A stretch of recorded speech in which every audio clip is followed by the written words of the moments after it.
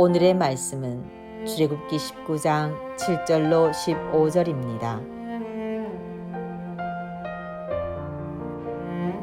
모세가 내려와서 백성의 장로들을 불러 여호와께서 자기에게 명령하신 그 모든 말씀을 그들 앞에 진술하니 백성이 일제히 응답하여 이르되 여호와께서 명령하신 대로 우리가 다 행하리이다.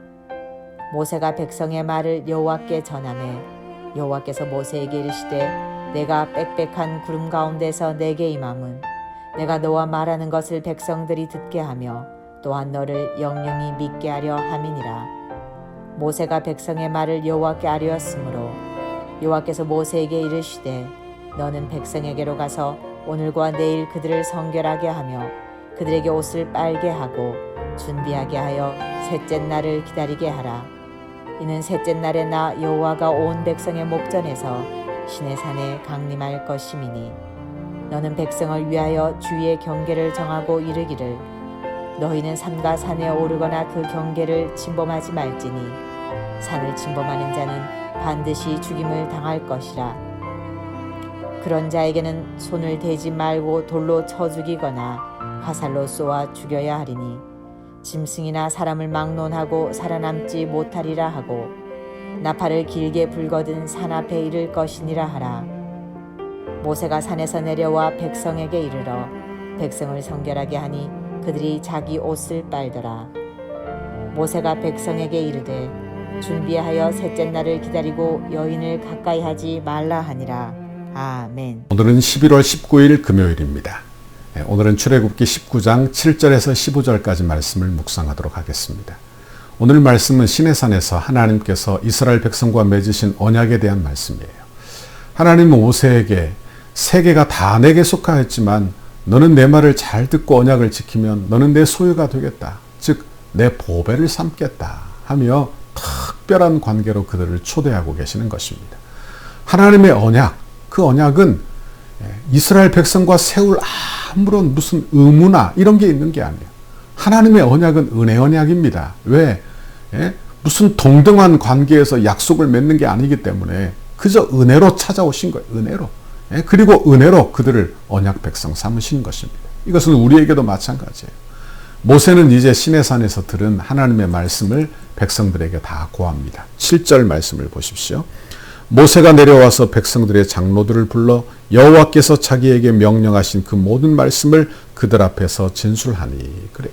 하나님께서 그들을 거룩한 제사장 나라로, 제사장 백성으로 특별한 관계로 초청하시자 그들이 이제 8절에 이렇게 반응을 합니다. 8절. 백성이 일제히 응답하여 이르되 여호와께서 명령하신 대로 우리가 다 행하리이다. 모세가 백성들의 말을 여호와께 전하니라. 전하매. 그래. 마치 결혼식 하는 장면과도 같아요. 아내에게 당신은 이 남자를 남편으로 맞아 검은 머리가 팥뿌리가 되도록 사랑하겠습니까? 예. 그러자 아내에게 또 묻는 것입니다. 마치 이와 같은 언약의 장면, 약속의 장면이 나와요. 하나님은 이스라엘 백성들을 택하여 하나님의 특별한 관계로 신부 삼으시는 거예요. 이제 그들에게 준비할 것을 말씀해요. 10절 11절. 여호와께서 모세에게 이르시되 너는 백성에게로 가서 오늘과 내일 그들을 성결하게 하며 그들에게 옷을 빨게 하고 준비하게 하여 셋째 날을 기다리게 하라. 이는 셋째 날에 나 여호와가 온 백성의 목전에서 시내산에 강림할 것이니. 그래. 하나님의 요구는 뭡니까? 이제 신부에게 합당한 삶을 요구하시는 거예요. 신부에게 합당한 삶. 그죠? 그들로 성결하게 하시는 것입니다. 옷을 빨아라. 이건 그저 옷만 빨고 깨끗하게 예복을 입으라는 말이 아니라 죄를 회개하라. 그런 말. 과거의 불순종의 죄를 청산하라. 그런 말씀입니다. 여기서 우리가 기억할 것은 하나님께서 거룩해지기 위해서 성결하게 하라는 것이 아니에요. 이것은 거룩한 백성, 하나님의 신부 삼으시고 특별한 관계로 초대하시고 그리고 신부에 맞도록 성결한 삶을 요구하시는 거예요. 이걸 기억해야 되는 거예요. 이건 우리에게도 마찬가지입니다. 우리를 부르시고 성도로 부르세요. 내가 내 존재 자체가 거룩해서 거룩한 백성, 성도가 되는 게 아니라 나를 구별했어요. 그리고 하나님의 자녀 삼으신 것입니다. 그러면서 하는 말씀, 내가 거룩하니 너희도 거룩하라. 그러니까 하나님의 자녀 되었으니 너도 하나님의 자녀답게 살아라. 백성답게 살아라. 이것이 바로 하나님의 요구가 되는 것입니다. 여러분, 우리 하나님은 우리에게 은혜 주어 그 일을 살게 하시는 줄 믿습니다. 이제 11절 하반절에 보면 나 여호와가 온 백성의 목전에서 시내산에 강림할 것인지 강림하시리니 강림하신다. 마치 신랑이 신부를 맞이하기 위해서 내려오는 것과 같은 모습, 결혼식과 같은. 그러니까 우리가 결혼식을 혼인 언약 이렇게 말하지 않습니까? 그러니까 여러분 보세요. 결혼 예식 때 신부가 이렇게 하얀 웨딩드레스 입고 그리고 웨딩드레스가 아니더라도 깨끗한 옷 입고 그렇게 나오지 않아요. 그러니까 신부가 잠잘 때나 입던 잠옷을 입고 결혼식장에 나오는 사람은 아무도 없는 거예요. 왜? 그날은 아주 특별한 날이니까요. 특별한 초대받은 사람들은 이렇게 그 초대에 합당한 옷을 입고 오는 거예요. 그러니까 우리에게도 마찬가지입니다. 예수 믿으면 과거의 옷을 빨아야 돼요. 이전에 즐기던 즐거움과 죄악, 가치관, 추구하는 사상들 이런 것들을 빨아버려야 되는 거예요. 회개해야 됩니다. 왜? 하나님의 자녀가 되었기 때문에. 하나님의 자녀가 되었기 때문에. 여러분, 그러므로 우리는 하나님의 자녀로 살기를 바랍니다. 하나님께서는 옷을 빨라고 하신 이후에 저희들에게 주의할 것을 말씀해요. 12절을 보세요. 12절. 모세의 장인 19장 12절 죄송합니다. 너는 백성을 위하여 주의 경계를 정하고 이르기를 너희는 삼가 산에 오르거나 그 경계를 침범하지 말지니 산을 침범하는 자는 반드시 죽임을 당할 것이라 그랬어요. 여러분 보십시오. 한계를 정했어요. 더 이상 접근하지 못하게. 하나님은 거룩하시고 백성은 죄인이기 때문에 하나님께 접근하지 못하게 하는 것입니다.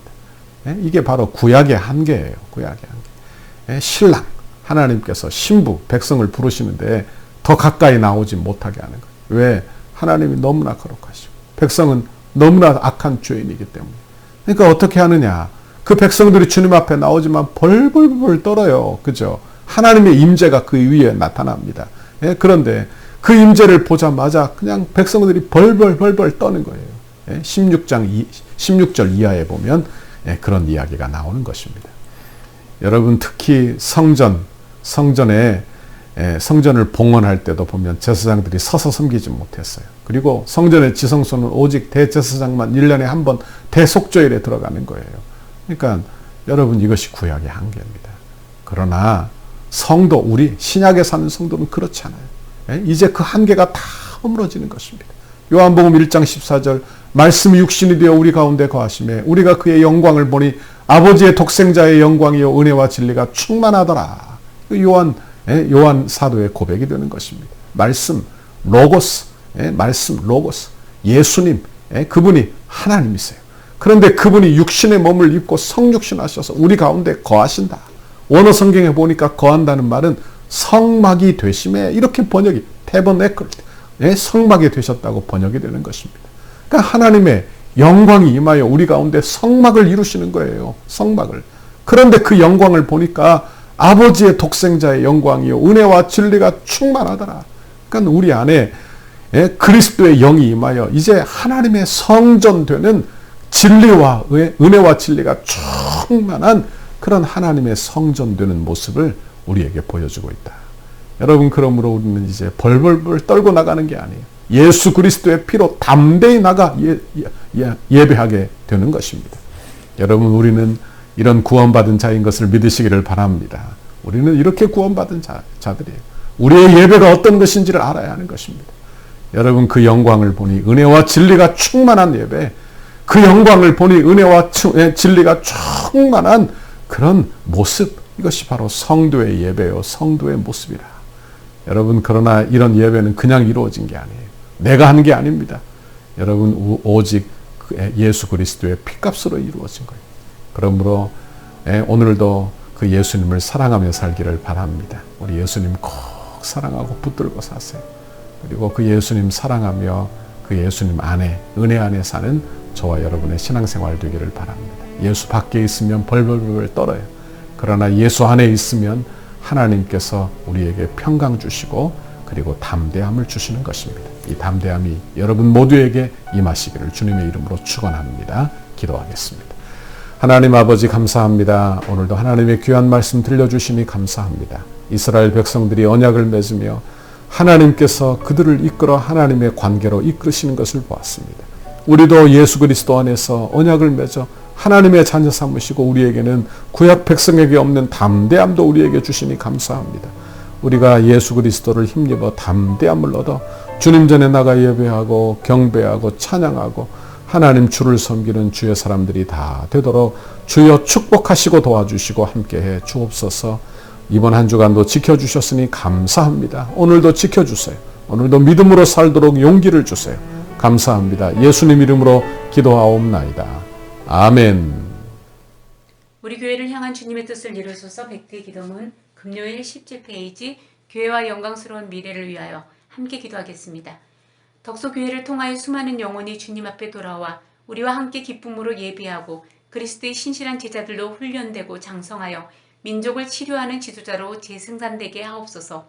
덕소교회를 통하여 한국의 정치, 경제, 사회, 문화, 교육, 국방, 다음 세대, 가정의 모든 영역에서 주님의 소망을 나타내는 도구로 사용하옵소서. 덕소의 영적 부흥을 선도하고 나라와 민족을 섬기며 축복의 통로로 쓰임받는 덕소교회 되게 하옵소서. 물질 숭배와 각종 우상 숭배를 척결하고 덕소와 남양주의 모든 교회와 아름답게 동력하여 하나님의 나라를 굳건히 세워가는 덕소교회 되게 하옵소서. 탐욕과 무절제함, 음란과 부정, 우상과 이단으로 얼룩진 남양주의 영적인 오염을 거룩하게 정화하는 덕소교회가 되게 하옵소서. 덕소교회를 통해 이 지역의 은혜의 땅이 되게 하시고 동방의 예루살렘이 되게 하옵소서.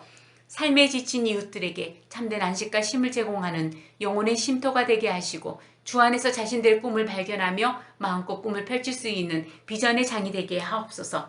건축이 진행되는 동안 더 많은 새가족들을 보내어 주셔서 영적 부흥과 외적 부흥을 경험하게 하시고 복음 전파의 열정이 살아나 이웃과 지역을 섬기는 교회 되게 하옵소서. 건축 기간의 다양한 은사와 잠재력, 섬김과 봉사, 헌신의 일꾼들을 많이 보내주시고 건축 이후에도 수많은 주의 일꾼들이 배출되어 지역과 이웃을 섬기는 교회 되게 하옵소서. 새롭게 세워질 건물을 통해 통일 시대를 준비하며 다음 세대를 세우고 많은 불신자들에게 복음을 전하는 생명의 공동체로 세워지게 하옵소서. 덕소교회가 다음 세대를 주의 품으로 인도하는 전진기지가 되게 하시고 이곳에서 세워지는 다음 세대들이 하나님을 아버지로 신하며 예수님을 구주로 인정하는 신앙의 고백이 세워지게 하옵소서. 예수님의 이름으로 기도합니다. 아멘.